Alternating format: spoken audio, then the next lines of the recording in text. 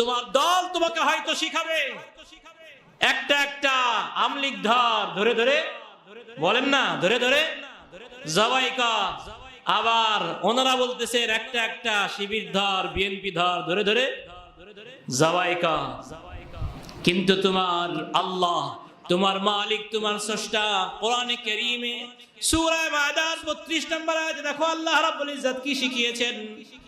ওয়ামান কাতালা মুমিনান মান কাতালা নাফসান বিগাইরি নাফসিন আও ফাসাদিন ফিল আরদ فكأنما قتل الناس جميعا ومن أحياها فكأنما أحيا الناس جميعا। কেউ যদি অন্যায় ভাবে কাউকে হত্যা করে আল্লাহ রাব্বুল ইজ্জত বলেন ফাকান্নামা কাতালান নাস জামিআ, সে যেন সমগ্র জগতের সমগ্র মানুষকে হত্যা করে ফেললো, খুন করে ফেললো। নাউযুবিল্লাহ। ওয়ামান আহইয়াহা ফাকান্নামা আহইয়ান নাস জামিআ। আর কেউ যদি একজন মানুষকে বাঁচায়, একটা প্রাণকে বাঁচায়, আল্লাহ রাব্বুল ইজ্জত বলেন সে যেন সমগ্র মানব জাতিকে রক্ষা করলো, সমগ্র মানব জাতিকে বাঁচালো। সুবহানাল্লাহ। সূরা নিসা 93 নম্বর আয়াত পড়ে দেখবেন আল্লাহ রাব্বুল ইজ্জত বলেন ওয়া মাইয়াকুতুল মুমিনাম মুতাআম্মিদা ফাজাযাউহু জাহান্নাম। কেউ যদি কোন মুমিনকে ইচ্ছাকৃতভাবে হত্যা করে আল্লাহ রাব্বুল ইজ্জত বলেন ফাজাযাউহু জাহান্নাম, তার একমাত্র প্রতিদান হলো সে জাহান্নামী। নাউযুবিল্লাহ। ফাজাযাউহু জাহান্নাম খালিদান ফিহা, চিরকাল সে জাহান্নামে থাকবে। ওয়া গাদিবাল্লাহু আলাইহি, এবং আল্লাহর গজব তার উপরে। ওয়া গাদিবাল্লাহু আলাইহি ওয়া লাআনাহু, এবং আল্লাহ রাব্বুল ইজ্জত তাকে অভিশাপ করেছেন। নাউযুবিল্লাহ। ওয়া আ'আদ্দা লাহু আযাবান আযীমা, আর তার জন্য আল্লাহ চরম শাস্তি প্রস্তুত করে রেখেছেন। নাউযুবিল্লাহি মিন যালিক। তো আল্লাহ শিক্ষা দেন, আল্লাহ রাব্বুল ইজ্জত কোরআনের মাধ্যমে তার প্রিয় হাবিব মুহাম্মদুর রাসূলুল্লাহ সাল্লাল্লাহু আলাইহি ওয়াসাল্লামের মাধ্যমে আমাদেরকে শিক্ষা দিচ্ছেন মানুষকে বাঁচানোর জন্য, মানুষকে বাঁচাতে বলছেন। আর আপনার আমার দলের প্রধানরা, লিডাররা বলতেছে মানুষকে মারার জন্য, আগুন লাগানোর জন্য। কোনটা করবেন বলেন? সবাই আওয়াজ করে বলেন কোনটা করব? আল্লাহরটা মানবো না লিডারেরটা মানবো?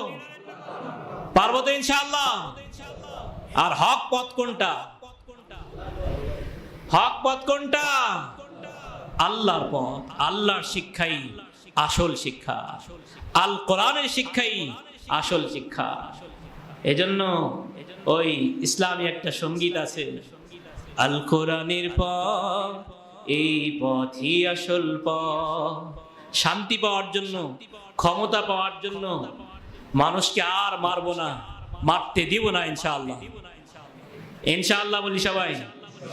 নিজেরা কাউকে মারবো না, মারতেও দেব না। পারবো তো ইনশাআল্লাহ। চলবো কোন পথে? কোরআনের পথে। কোন পথে চলবো? কোরআনের পথে চলবো।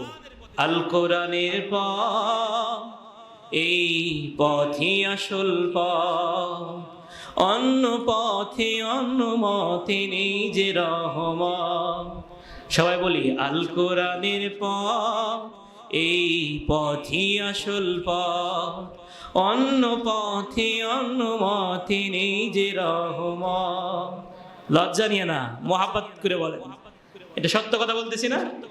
আল কোরআনের পথ এই পথই আসল পথ, আল কোরআনের পথ এই পথই আসল পথ, অন্য পথে অন্য মতে নেই যে রহমত, অন্য পথে অন্য মতে নেই যে রহমত। নবী করিম সাল্লাল্লাহু আলাইহি ওয়াসাল্লামের শিক্ষা ইরহামু মান ফিল আরদ। কোরআন তো বলল কোন মুমিনকে মারা যাবে না। এখন রাসূলের মাধ্যমে শুনেন, মুমিন হোক, কাফের হোক, বেদিন হোক, ইহুদি হোক, নাসারা হোক, মুশরিক হোক, হিন্দু হোক, বৌদ্ধ হোক, যেই হোক না কেন, যেই ধর্মের অনুসারী হোক না কেন, মারা যাবে না। বরং নবী করিম সাল্লাল্লাহু আলাইহি ওয়াসাল্লাম বলেন, ইরহামু মান ফিল আরদ আর রাহিমুন ইয়ারহামুহুমুর রহমান। যারা আল্লাহ সৃষ্টির প্রতি সদয় হয়, রহমান আল্লাহ তাদের প্রতি সদয় হন।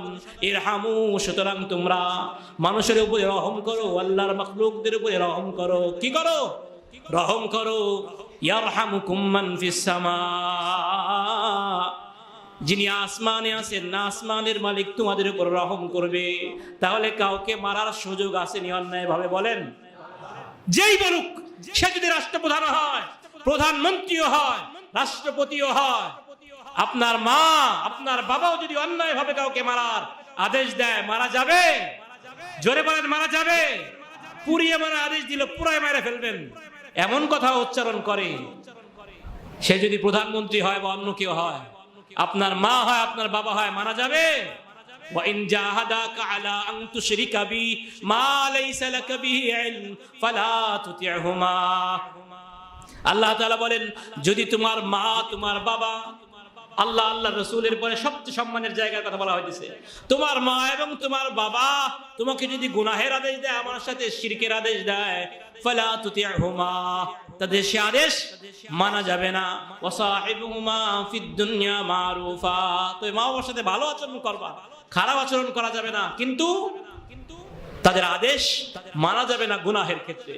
নবী করিম সাল্লাল্লাহু আলাইহি ওয়াসাল্লাম একই কথা বলেন, লা তাআতা লিমাখলুকিন ফি মাসিয়াতিল খালিক, খালিকের অবাধ্যতা প্রকাশ পায় এমন কোন কাজ করা যাবে না মাখলুককে খুশি করার জন্য। লা তাআতা লিমাখলুকিন ফি মাসিয়াতিল খালিক। আল্লাহ রাব্বুল ইজ্জাত আমাদের সকলকে মানুষের প্রতি, আল্লাহর সকল মাখলুকের প্রতি সদয় হওয়ার তৌফিক দান করেন। সকলে বলি আমিন।